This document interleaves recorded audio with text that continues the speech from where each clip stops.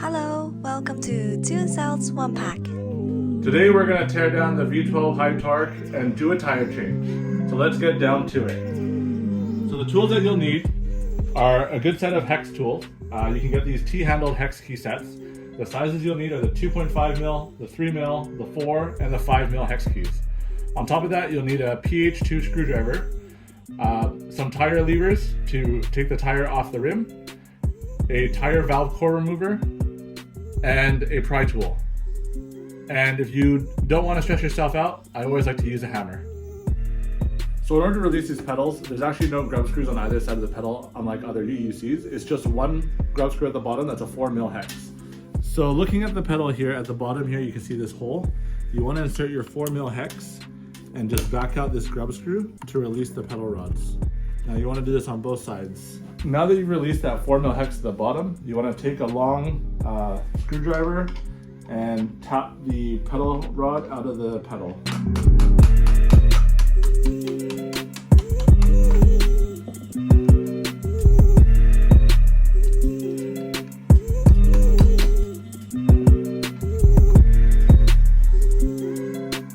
With the older pedals, they can get kind of stuck, so just make sure that you're hammering it out with good force. Also, there's these two spacers that you don't want to lose because they go on either side of the pedal when you put the pedal back on. Now, some people like to remove these bolts here to remove the pedal hanger instead of removing the pedal. I do not prefer to do that, although it may seem more convenient, because when the pedal is on, you will have a decent angle and there's a very high chance that you may strip some of these bolts. So just be careful if you decide to go that route.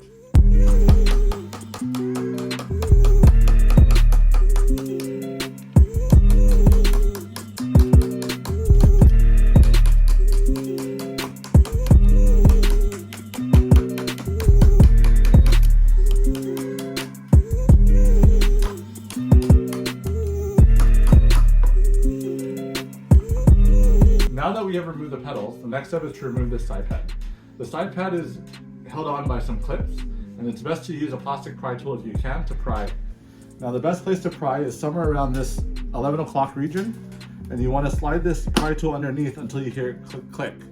You can lift up a little bit and work your way down the center, as well as flip it to the other side and try to pry this piece out. Once you've successfully pried it, it's just a matter of dropping it downwards and pulling it off. Now that you remove the side pad, there are 4 screws at the top, 1 screws on each side of the front and the back, and 2 screws near the bottom. These are all 3mm hex.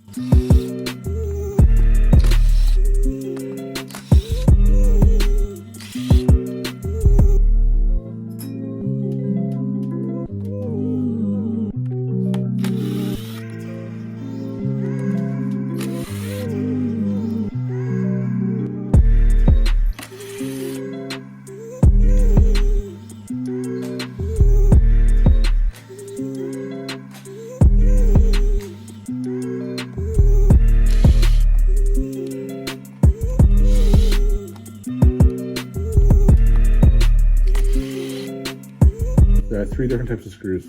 The first one is the long one that goes on the outside of the shell.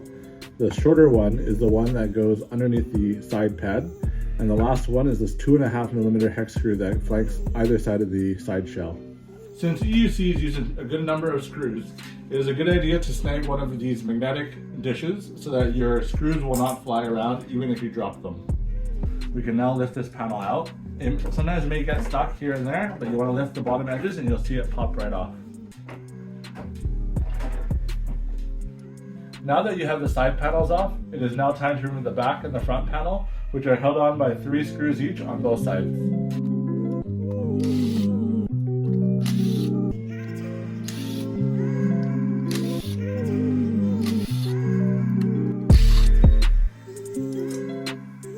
With all of those screws removed, now you can start to pry off the front and back covers. Now keep in mind, you want to first lift your trolley handle. This allows you to remove the back cover without anything holding you back. And secondly, you want to use a pry tool to pry off these little pieces, which I'll show you in detail. Now that you removed all the screws and you're ready to pry off this panel, there are these 2 clips, one here and one down here. Now using your pry tool, you want to pry it underneath to release it from these clips. The same thing on the other side as well.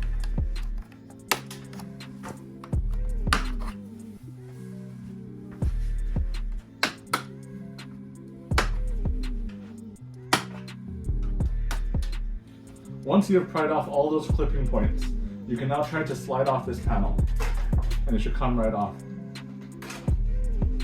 With the front panel, just make sure you don't lose your power button because sometimes this can fall out. Now that we've removed the front and the back covers, the next step is to remove this whole top assembly with the trolley handle. This top assembly is held up by 2 screws on both sides as well as 4 screws on the top. These are all 3mm hex bolts.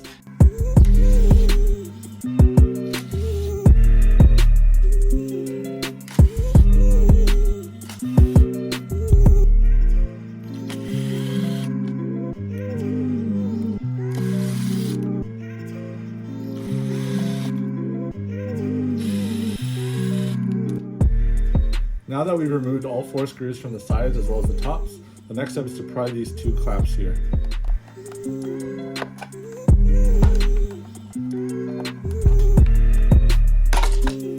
Prying one side will allow you to twist it and rotate it off the top cover. Keep in mind that I've left these screws in place. As long as you keep the top cover in this orientation, they will never be lost, and I like to keep them there because they are unique screws. Now that we have the top panel removed, you'll see the brains of the unit with all the wiring. All the wiring from the motors come up the sides and into here to the front, where you see the yellow, green, and blue. What you want to do now is remove these door latch retaining clips and release these cables so that we can pull out the motor.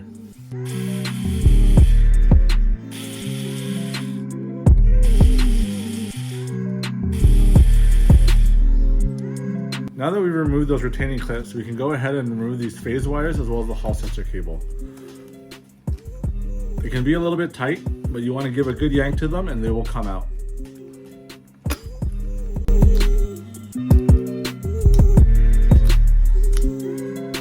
Now that we've unplugged the phase wires as well as removed the rubber cover, make sure you do not lose this rubber cover. That is very important for waterproofing.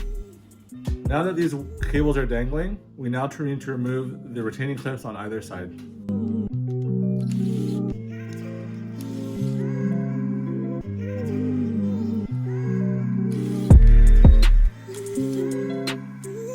Now that we are at this stage of the disassembly, the next step is to remove the 6 bolts on either side of each pedal hanger.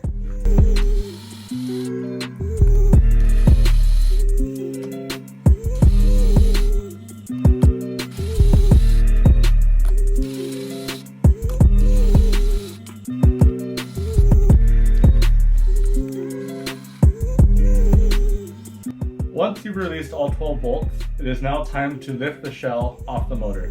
Keep in mind that as you lift the shell, these cables will need to be routed through, so just be careful. I like to do it going upwards, some people like to do it going sideways. Find what's comfortable for you.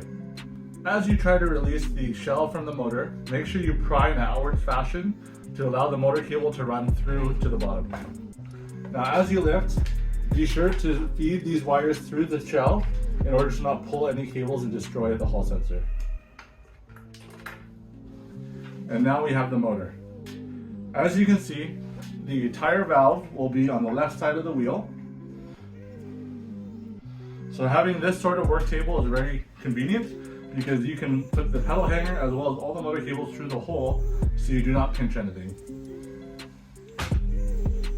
Now's the time to use the tire valve core remover to remove the valve core and remove all the pressure from the tube. If you don't have this tool, it is not critical, as the goal is just to release the air from the tube to allow you to pry the tire off the rim.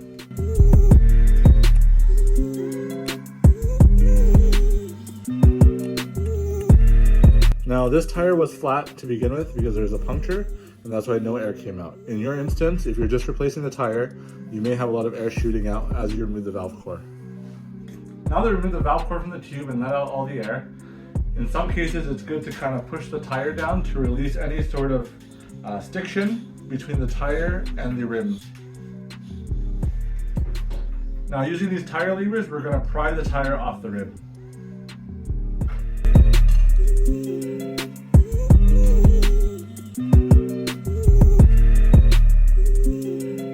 Now in order to remove the tire, you want to have your levers positioned in this orientation, and you want to start from the middle one and pry the tire up.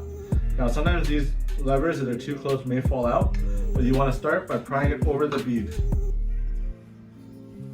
Now that you pried this tire over the bead with these two, you want to take the third one and insert it further down the line and pry up. Now that you have these two, you'll notice that the middle one will always be loose. Therefore, you're going to constantly take the middle one out and put it down the sides and keep working your way around this tire.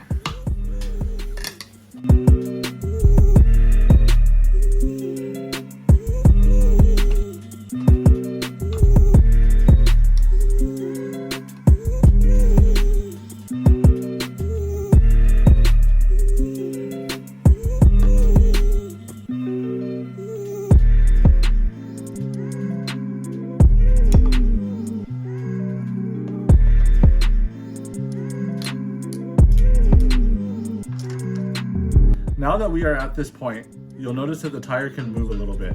This is a good time to pry out the tube from the tire.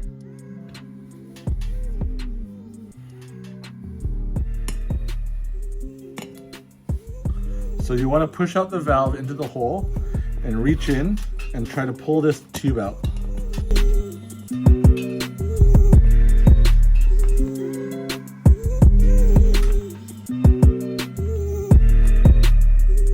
In this scenario, I had a flat tire, so therefore I just need to change the tube. If you need to change the tire, you can go ahead and go one more circle with your tire levers to pull this tire off the rim. Now that you have your new tube, make sure that the valve is facing in the same direction as the tube.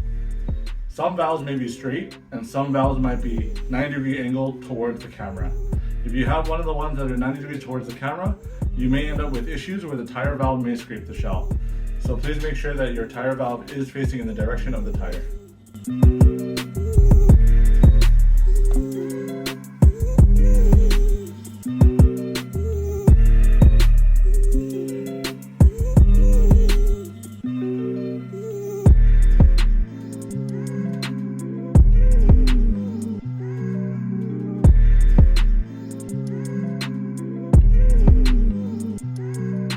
Now that you've fed the tube inside the tire and pushed your valve outside of the rim, it is now time to put the tire back on the rim.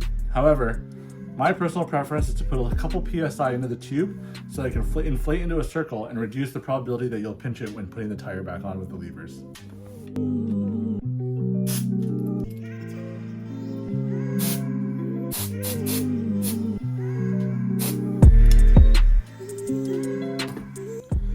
Now that I've put a couple PSI into this tube, you'll notice that it has a rounded profile and therefore does not stick to the rim edge or get crumpled onto the rim surface. This will allow you in the next step to put the tire levers into here very carefully as to not pinch the tube. Usually I'll take one tire lever to get it started. I'll start at the location of the tire valve and slide in the tire. Now that you've started it, is to use your hand to push along the edges and squeeze this tire as much as you can by hand. This will reduce the probability of you pinching the tube.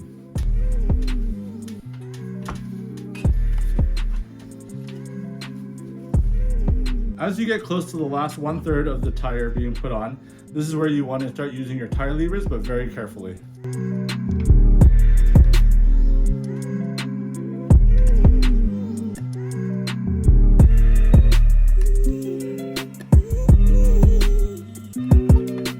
Now with these 12-inch rims, sometimes it can be quite difficult, especially if the tire is a very stiff tire. Sometimes I would like to hold down and wish I had 3 hands, but in this scenario I use my knees.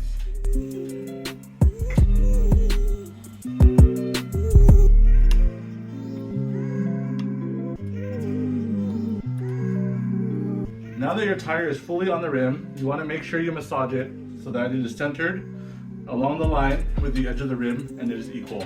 This is to avoid any potential of a lumpy side. Now you can pump up the tube to your desired pressure.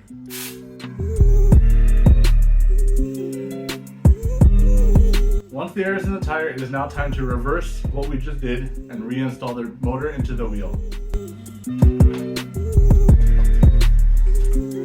When putting the motor back into the wheel, be sure to take very good note of your cables and how they are doing. You want to insert them through the holes and pull them nice and snug. Once all your cables are snug, it is now time to drop the wheel onto the pedal hangers. Now before you fully commit, make sure you rest it on the pedal hanger and to pull these cables once more.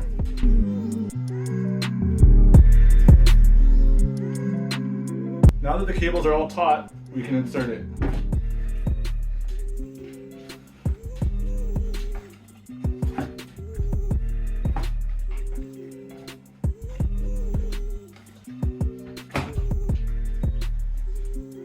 In this situation, because I have the motor sitting on this table, the shell actually sits lower than the pedal hanger, and therefore I actually need to raise the pedal hangers up a little bit in order for me to screw it in. Now that the wheel has been dropped onto the motor, the next step is to screw in the pedal hangers. Although you saw me using power tools in the beginning, when putting these pedal hanger screws back on, you'll want to use hand tools in order to pre-thread. This will avoid the probability of you stripping any bolts.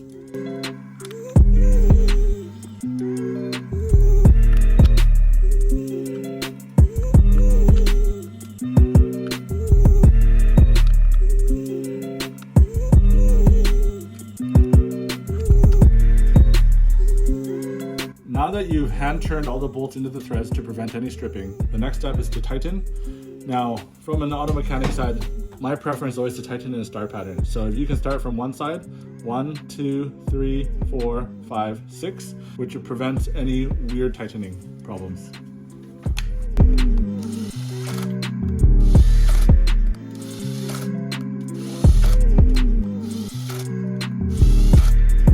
Now that your bolts are all put back into the pedal hanger, the next step is to bring your motor cables back to the top. Now don't forget, we want to put this underneath the tape, as well as put the retaining clip near the top here.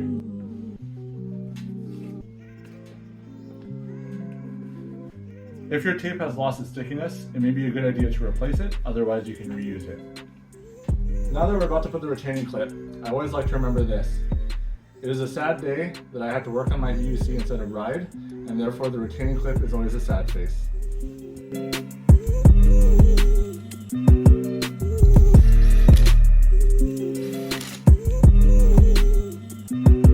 Now that you've bonded with your wheel over how sad it is to fix instead of me riding, it is now time to put the motor face cables back, but do not forget your waterproof gasket.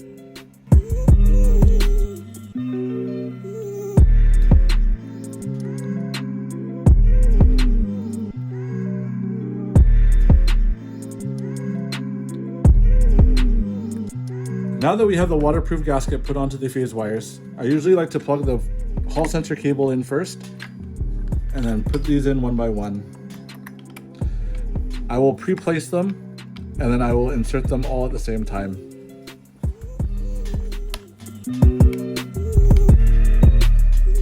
Sometimes it might be good to move these cables out of the way so that you can make sure that the waterproof gasket has a good seat on the bottom. Once you've done that, make sure you put all these cables back into the hole to prevent them from being crimped when you put the top cover on.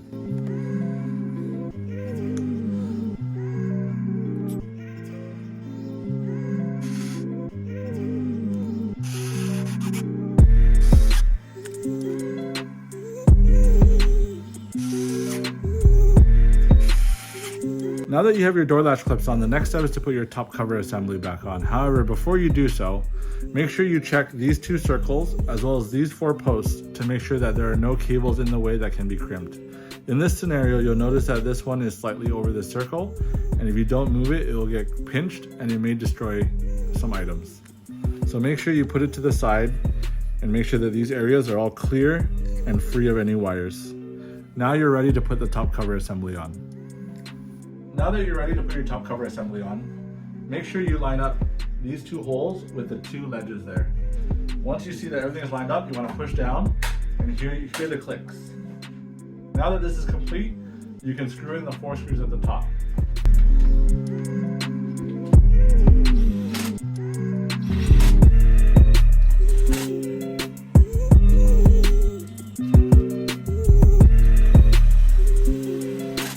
Now that you've screwed the top panel on, before we continue, we want to test to make sure that everything is proper. Put the wheel on a flat ground or lift it onto your table and use the power button to turn it on and test. If the wheel is balancing and no errors come up, you've done a good job. However, if your wheel goes crazy, it means you need to check your phase wires. Now the hardest part is done. The next steps are just to put the wheel back the same way you took it apart. When putting the back piece on, I find it best to rest it on top and push it in to slide it on and secure it. Make sure that when you slide it, you want to hear those clicks as you press it on. When putting on the front cover, there are two things to remember. One is don't forget your power button, and secondly, when putting on this cover, you must not do it slowly. If you do it slowly, the wheel may turn on while you're fixing it, and that is detrimental. There are two ways to go about this. Either you can put it on quickly with a quick snap, or you can plug in the charger while it's on the stand, which will prevent it from turning on and spinning the tires. Now that you've placed your power button, it's ready to do the quick snap. By doing it in that way, the power button does not have enough time to react to turn on the wheel. Make sure you snap all 4 points before continuing.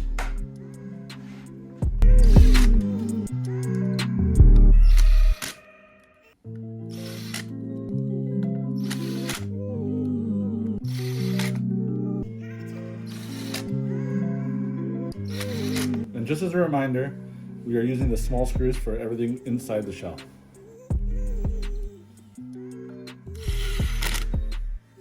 Now that we've secured the front, the back, and the top panels with the screws, it is now time to put the side panels back on. When looking at the side panels, make sure you're putting the side of the sticker towards the back of the wheel. Therefore, the sticker is here, the back of the wheel is here, this will be on the left side. These panels are universal for either side, so if you do mix it up, it's not the end of the world.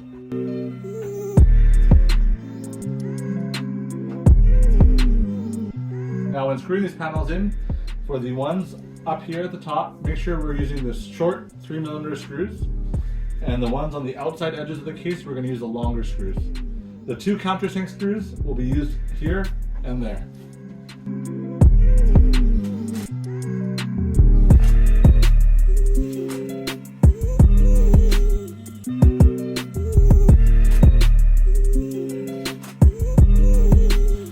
Now that we finished screwing in the 4 screws at the top behind the side pad on each side, now is the time to screw in the front, the back, and the 2 at the bottom. Now keep in mind that these are using the longer screws.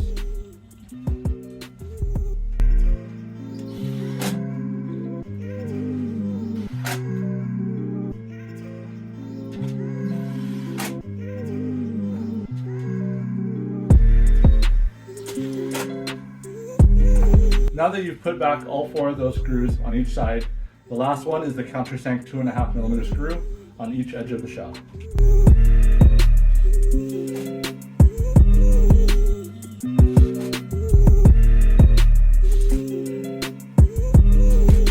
Now that is complete, it is time to put these power pads back on. As you can see, there are plastic hooks on the top 4 edges as well as the sides. So what I like to do is to squeeze the pad inwards, slide it up, and pop the bottom hooks in.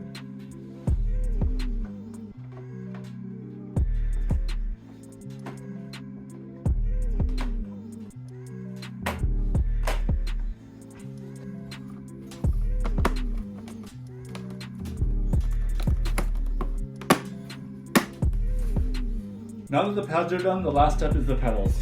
Now it might be kind of hard to see, but the pedal hanger where the pedal rod goes in, as well as the pedal rod itself, does have a flat spot.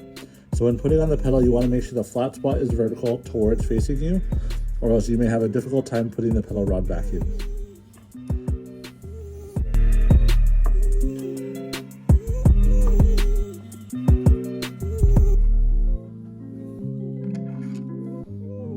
Sometimes it might be difficult to put the spacer into this hole while pushing the pedal rod, so typically I like to use a screwdriver to kind of pre-align everything.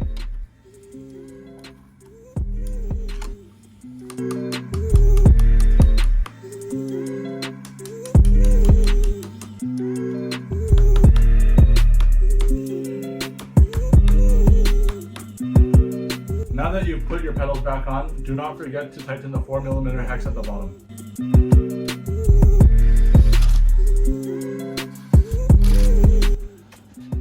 And that is it. You've now successfully completed your tire change on your own V12 high torque or V12 high speed. Please like and subscribe and comment and let us know what you'd like to see or what you don't like to see, or if it is too slow or too fast for you to follow along, so that we can bring you the content that you want. Bye bye. See you in the next video.